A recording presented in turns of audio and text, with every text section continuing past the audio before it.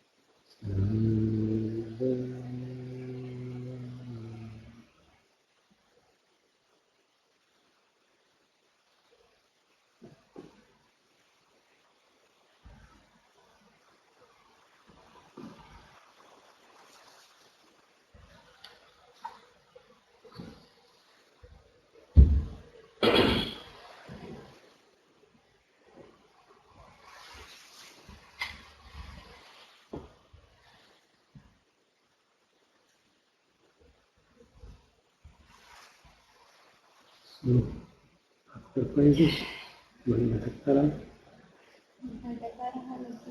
कोशिश कर पूरे आप करना है कुछ मन भटक रहा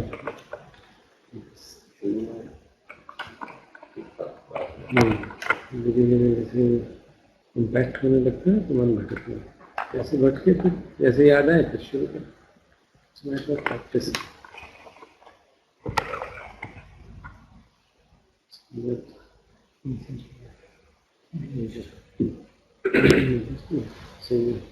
बड़ा है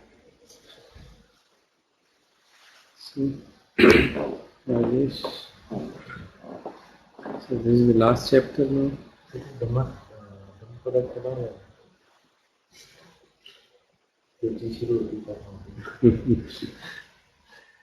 छिन्न सूक्तम परकंपम परकम्मा कामे पुनः ब्राह्मण संकारं हैन हिंस्वा यत्वा अकथयन्ति ब्राह्मण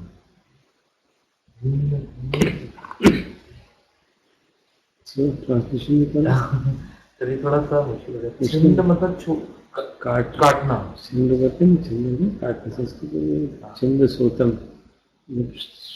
स्ट्रीम अच्छा स्ट्रीम को काटना stream entry stream of the life जो स्ट्रीम जिसमें हम फंसे हुए हैं बहुत सागर की स्ट्रीम है कैसे काटना पराक्रम करना you have to put an effort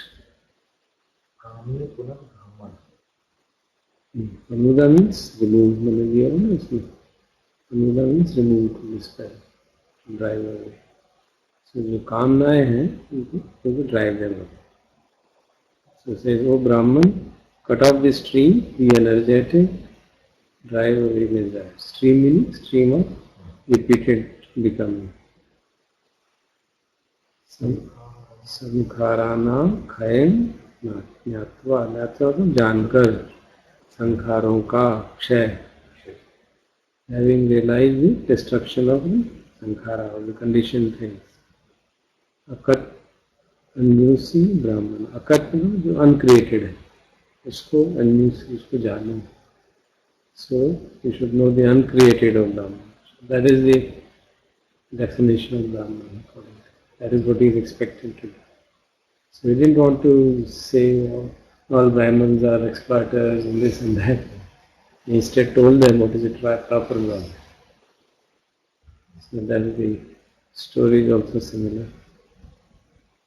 Stories about a Brahmin who used to invite monks and he used to, out of respect, address them in Arhan. तो उन monks को बुरा लगता था कि Arhan तो है नहीं, पानी के बार हमको ऐसा कहते हैं. So he stopped going to there. तो जब वो ब्राह्मण आया, पूछा भाई आना क्यों बंद कर दिया उन्होंने? So when asked the monks, they told him the reason. So वो तो आपको out of respect ही कह रहा है. He's not trying to denigrate you. So since he is saying it, why not become it? So he spoke this verse and told them that we should uproot the stream of suffering and realize the destruction of conditions. So that's why he advised them to become a true Brahman.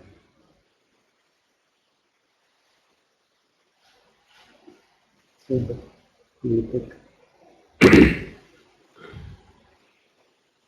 यदा द्रव्येषु धर्मेषु परागु होति ब्रह्मणो अथसा सभ्ये संयोगा अर्थं गच्छति जानते.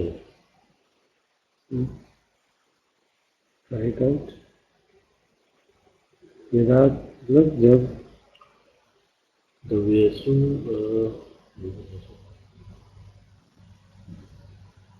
दो मतलब द्वे धर्मों से दो धर्म की दो चीजों को सारगु पार हो जाता है, क्रॉस ओवर कर देता है, होती ब्राह्मण. So if a Brahmin is crossed over to the opposite shore in respect to two things, then those two things come out in the story, and then अर्थस्य शब्द संयोग, अर्थस्य रेस्ट हो जाते हैं सारे, अर्थ में पहुंच जाते हैं, कंक्लूजन में पहुंच जाएंगे. संयोग में जितने भी बॉन्ड्स हैं, अर्थम गच्छन्ति ज्ञान, and the person knows that all these bonds are disappearing. जितने भी bonds हैं disappearing, fetters disappearing. So the Brahmin is crossed over to the opposite shore in regard to two things. What are those two things? One is tranquility, the other is insight meditation. Then all the bonds of such a knowing, this story में आ जाती है about a group of monks who came to see the Buddha. And then Venerable Sariputta realized he was near achieving arahantship, and therefore there was a tradition there. So if you would find something, किसी में कोई कमी है, तो Sariputta would ask that question to the Buddha, so that their reply of the Buddha will clarify that. The same thing, he approached Buddha and asked him a question for the benefit of the monks. And what were the two things that bring about disappearance of all fetters? Then Buddha replied with this verse, saying that two things are tranquility and insight meditation.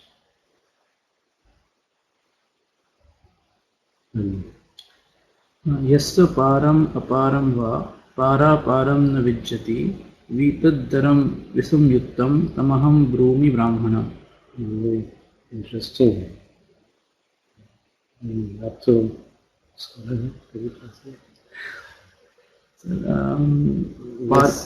पारम मतलब उस पार, अपारम मतलब इस पार, अपारापारम मतलब दोनों इधर और उधर. न विज्जति नहीं जानते. For whom they don't exist. Yeah, for whom there is neither this shore nor that shore, nor both shores. One interesting way. Vitadharam Dharam means dar. इसलिए डर को जैसे वीतराग होता है वैसे वीतधर. fearless. विसंयुक्तम मतलब जो संयुक्त नहीं है, जो अटैच्ड है. तमहं ब्रूमि ब्राह्मणम्, उसको मैं ब्राह्मण कहता हूँ. For whom there is neither this shore nor the opposite shore nor both the shores. He is fearless and detached. Normally he would say, cross over the shore and go to the other shore. Here he is putting it in a different way. So this is in reply to Mara. So that's the important thing. according to the story, that is the Mara is a personification of the Yama, he was the king of death. Just benefiting for the benefit of the new friends. So once Mara approached the Buddha and asked him what does the word para mean. So since he knew it was Mara, so he replied him saying this. That other shore is Nirvana, and only Arhants can reach there. And then they don't matter which shore they are. Last chapter 2. Jhaim Virajam Asmi Virajam Sinam Virajam Asinam Jhaim Virajam Asinam Asin को बैठे हुए कथकिच्चम अनासवम उत्तम अर्थम अनुपत्तं तमहम broom ध्यान को जो ध्यान करता है विरजम आसीन विरजम मतलब स्टेनलेस है आसीन मतलब बैठा हुआ है सेटल्ड है कत किच्चम अनासम कत डूइंग किच्चम कर लिया जिसने कृतकृत्य हो गया जिसने कर लिया सब कुछ अनासवम विदाउट एनी आशा विदाउट एनी टेम्स उत्तम अर्थम अनुपत्तम जो उत्तम अर्थ को हाईएस्ट गेन को हुआ अटेन तम हम broom I call him Brahman. So the story is very interesting about a Brahman. He thought कि हर एक को अपने डिसाइपल को ब्राह्मण ही कहता रहता है जब तो है ब्राह्मण आते अलग अलग कास्ट के हैं. So he asked him, what does he mean by Brahman? And then this explanation is given. That one does not become Brahmin by birth, but by diligent practice of that. That is in this fourth verse. So this whole chapter is devoted to explaining that Brahmans are not by birth but by actions and deeds.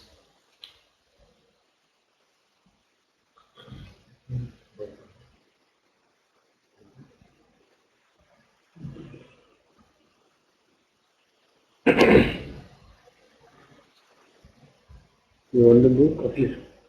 नहीं सब ये जो जिसमें लिखा है वो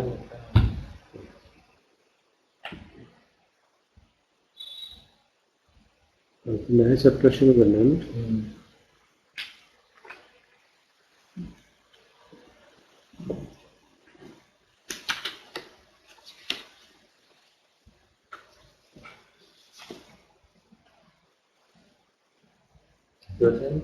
नहीं slide नहीं होता अभी बीच में ठीक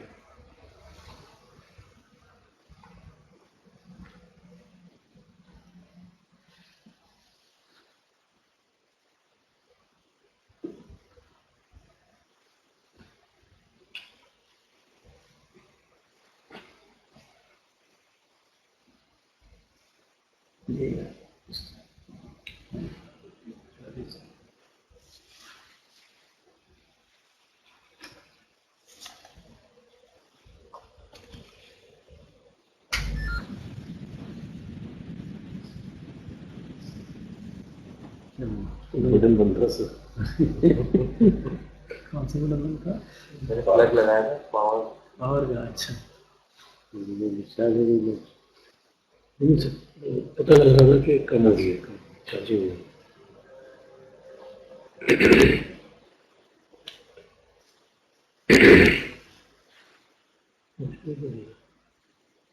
आपको भेजा जी जी ऑनलाइन नहीं सुरेश का भी मैसेज आया आपका नाम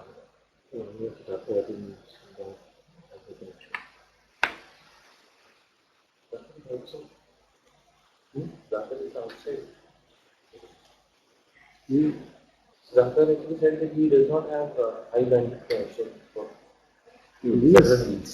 उसमें भी मुझे एक्चुअली जैसे कहीं ट्रैवलिंग कर रहे थे मोबाइल पे तो वो मोबाइल पे वहाँ पे आई थिंक कर रहा है. इसी तरह से मैं अगर तो ऑडियो कर सकता हूँ वीडियो ना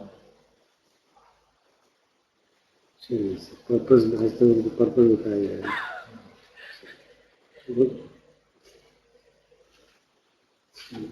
I cannot talk so two purposes. Here and out. Yes, sir. This course is very well. So I can just give a quick recap, high level summary, whatever I remember. So the first chapter is about the flowering of human conscious, flowering of human conscious. And the author takes this example of flowers, that the flowers are so beautiful, there is an inherent beauty, and there is a disconnect between the plant and the flower which grows on the plant. Flower represents the blooming of the consciousness.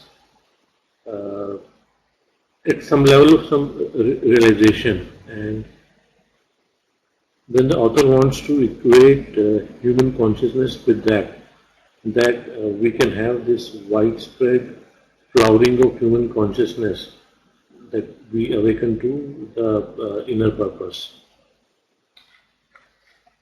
And so in few chapters the author is trying to tell what is ego, and what is the current state of humanity, what is the core of the ego, and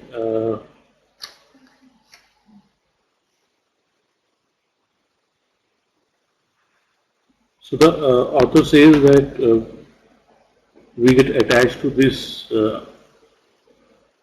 identity of I, which develops as we grow, and the child initially gets attached to possibly his name when his parents call him with his name. So he, at some age, associates the name with himself.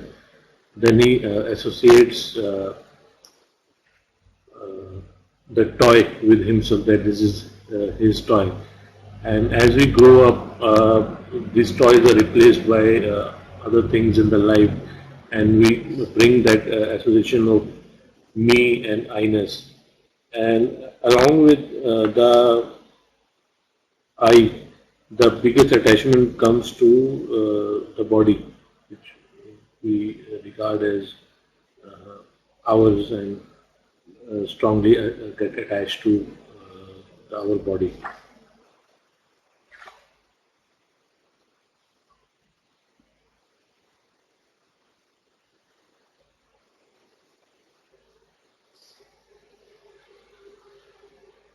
So the author is also trying to tell how does this ego manifest, and the example the author gives is about the reactivity and grievances, that we get possibly the external circumstances, or the we grasp through our senses the external stimulus, and then we react with unpleasantness, and we try to complain that this is not what I want, and then we want to change it, and this becomes the core of the ego, and leads to all the mass of suffering. The author also mentions that the ego plays various roles. Uh, Initially, when the civilizations developed, there was no hierarchy, but as the people get specialized in the fields, these roles developed, and then these roles, then people were attached to those roles, and it became hierarchical, and the sort of ego developed. And also the author says that sometimes in our life we take the role of parent, or a boss in the office, and then we start taking those roles seriously. And sometimes, like in the position we have, like the company head or being a president of the country, we take those roles, and those roles sort of, I think the author mentions that the roles also bring in some kind of dictatorship and eagerness attached to them.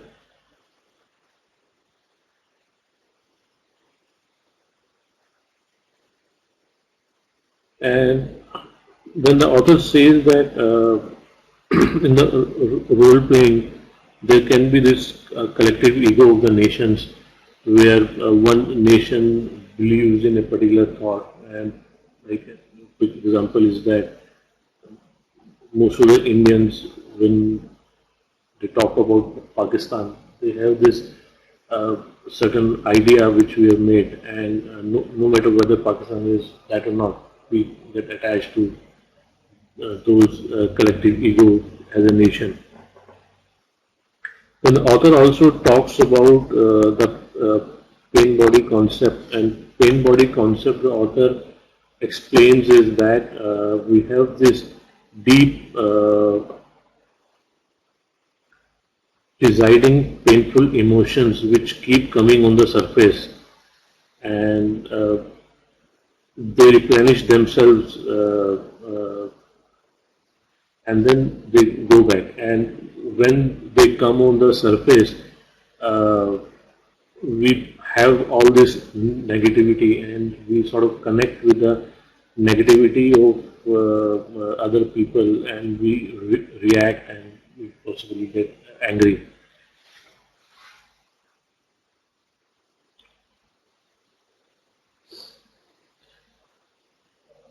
And so, giving this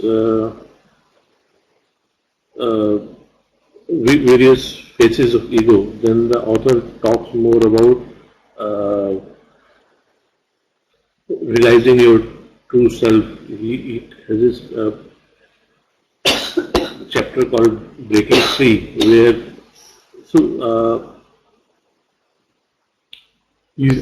he asks you to see your pain body and possibly not get overcome by your pain body. And there are other short stories the author mentions, and there is this story of Is That So, where the Zen monk refuses to identify the current situation as good or bad, or trying to label. He accepts whatever comes as it is. And there is a section, the dreamer and the dream, and this is a bit of Vedantic concept, but the author says is that we are the dreamer who are in a dream, and one dream passes and we take the second stream, but the dreamer is the underlying consciousness which we can awaken to.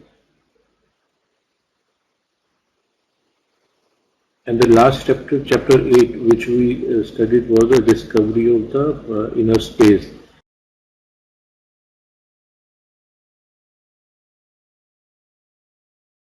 So the author says is that by this discovery of inner space,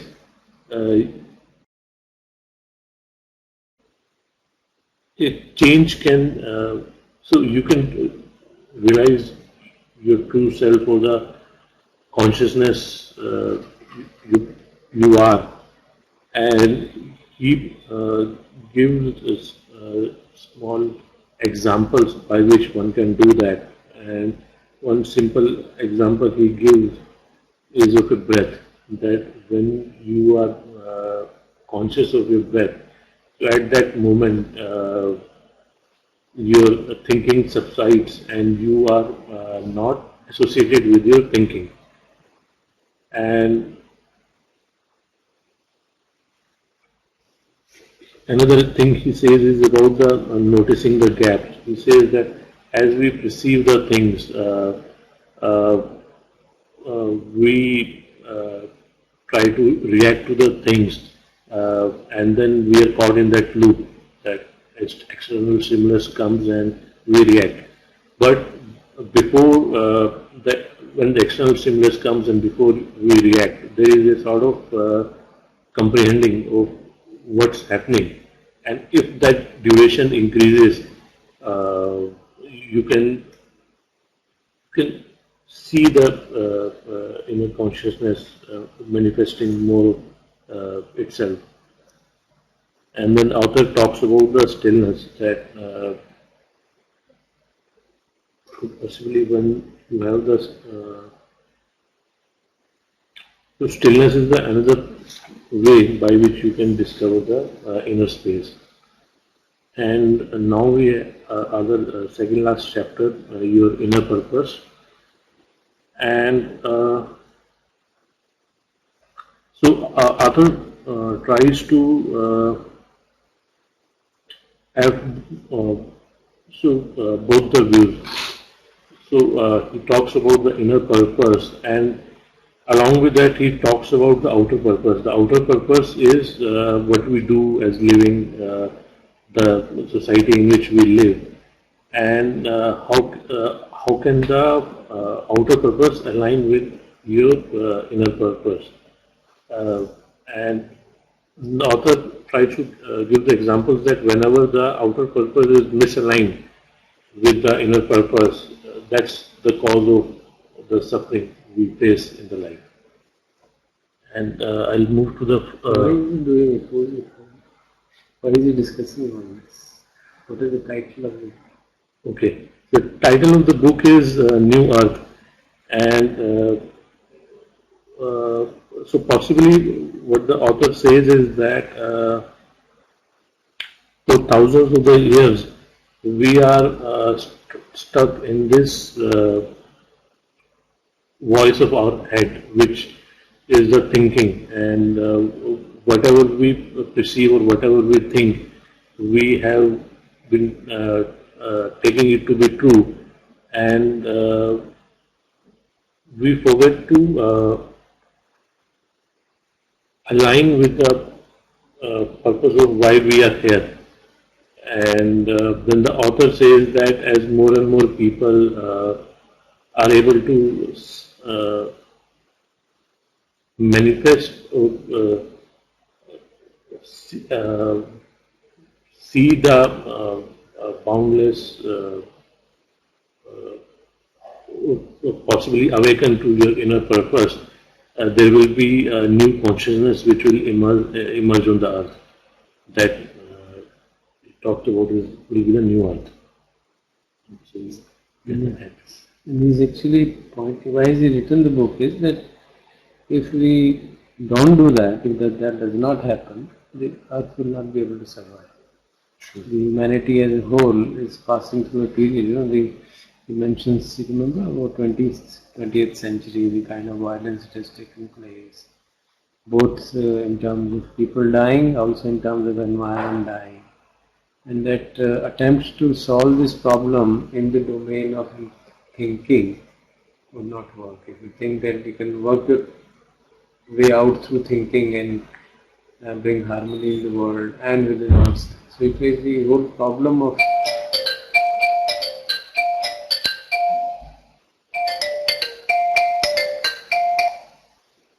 hello. Good morning. I'll call you after some.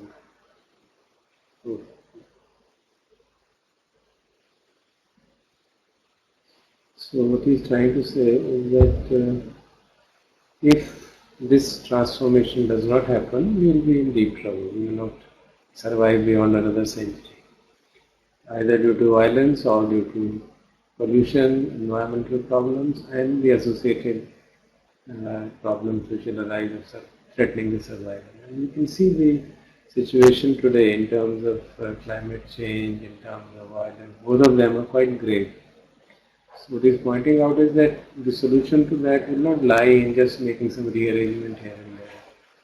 It will lie only when we awaken to the new consciousness, which means see through because the root cause of the problem has been egoic identity. We have identified ourselves with our ego and we've not investigated what is the true nature of that. And just some story which we have made in our mind, which we happen to remember because of our memory, we think we are that, and that therefore we try to really live up to that story, defending ourselves, positioning ourselves at a higher level or a lower level, and then conflicts arise. So unless this root of the conflict is removed, there will be problems. So what he is proposing is that unless people awaken, there is no possibility of, unless a sufficient number of people awaken and there is an impact on the others, another 100 years and there will be turmoil of the highest order. So that's why he has written this book, to bring out that in various ways, various metaphors and stories and analysis of the present situation from the philosophic point of view. What exactly is the true nature of being and what we have assumed it to be. That is the crux of this book. So here we are going to now study about the purpose. Our inner purpose and the outer purpose. In one word, he says inner purpose is to awaken and outer purpose is to see how we live in the society, how we take care of our physical needs. So one is the being, other is the doing. Then these are the kind of words he uses. Being what we are and doing things which are including that understanding. Just deeper pretense. New Earth also is a Christian concept, which is I'm forgetting this name. Have I ever? Yeah, there is some concept in that. Because he is addressing the communities in the West, so he tries to use the Christian metaphors to make the people less hostile. There's a whole series of Christian fundamentalists who equate him with devil. So there's a huge set of people who are in that kind of appreciate him and equally huge who depreciates him. In any of his videos, You'll always find some. you will always find the big fight going on between the Christian fundamentalists and the rest of the people who follow him. They go on and thousands and hundreds of comments. Yeah. Almost every video we have that.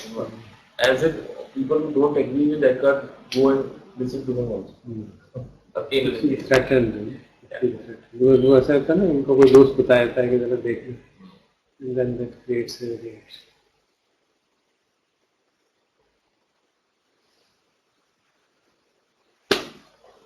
So this inner purpose and outer purpose,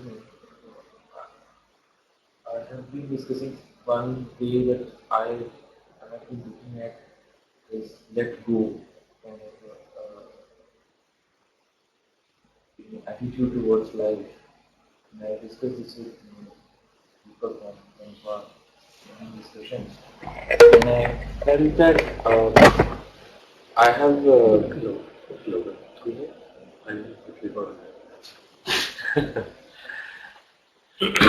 I think one of the things that I have gone through